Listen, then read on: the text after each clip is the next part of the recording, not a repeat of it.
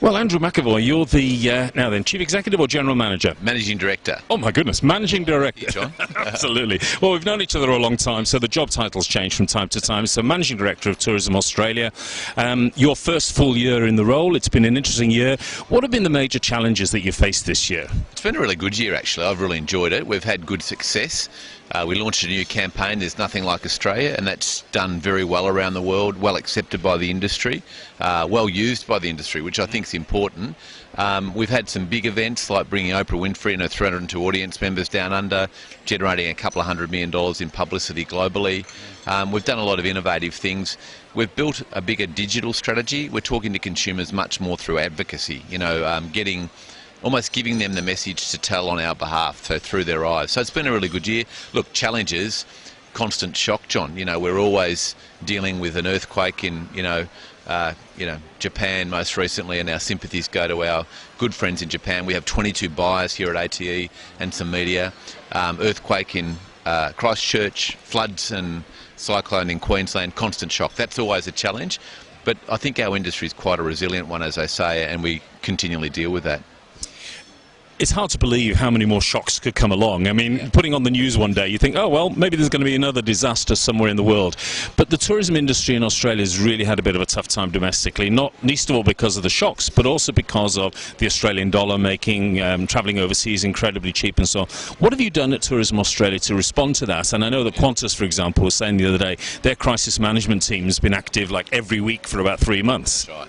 Yeah, look, crisis is a constant thing, but look, they're macroeconomic things. I think you've got to always think, what can we do about it? What is our... And look, the two points to make. Domestic tourism actually grew last year, but I think there are winners and losers domestically, and inbound tourism grew into Australia last year. So despite all this, we had a growth to almost 6 million visitors inbound, about 6% growth. Domestic tourism grew by 3% for the first time. But as I said, it's a bit of a two-speed tourism economy. Capital City Australia is doing very well.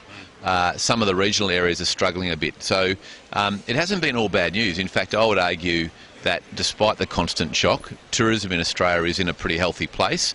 But there are winners and losers. There's always pockets of great success, but pockets of demise or decline. Now, you've got campaigns in place at the moment to help some of those areas that are struggling a little bit.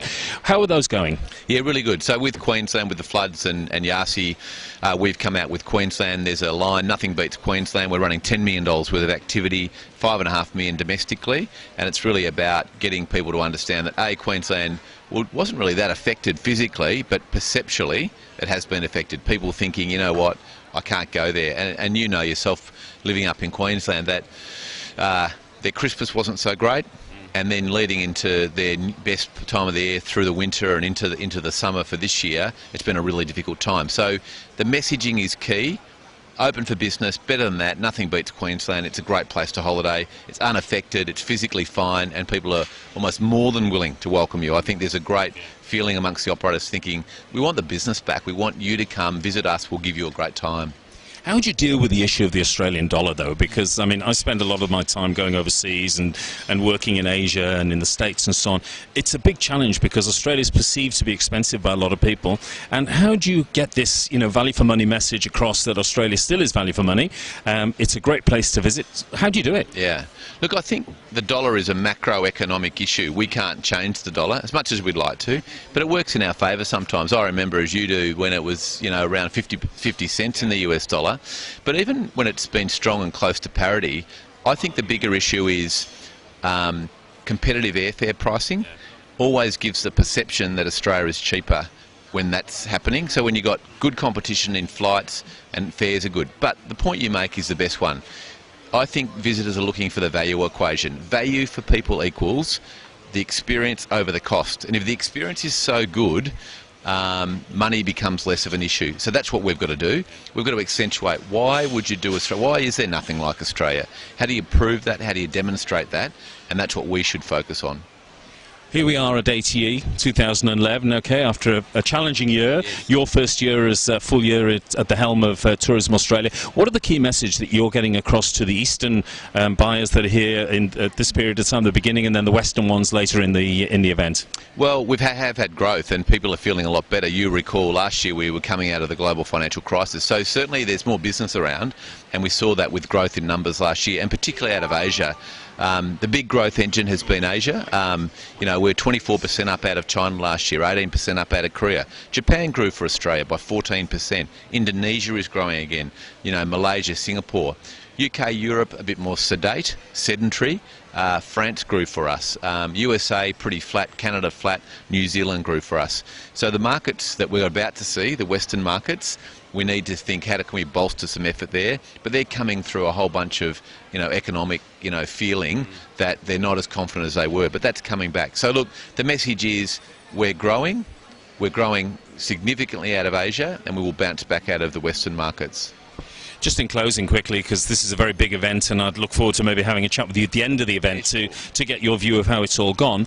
But are you getting support from government in terms of funding and backing? And is government, because I know, it has been in the past, has been an issue to get governments all over the world to understand the vitality and the value of tourism to economies. Are you getting the support from the Australian government? Yeah, look, I really do think we are. Martin Ferguson, the Federal Tourism Minister for Australia, launched the National Long-Term Tourism Strategy to not a lot of fanfare about a year ago.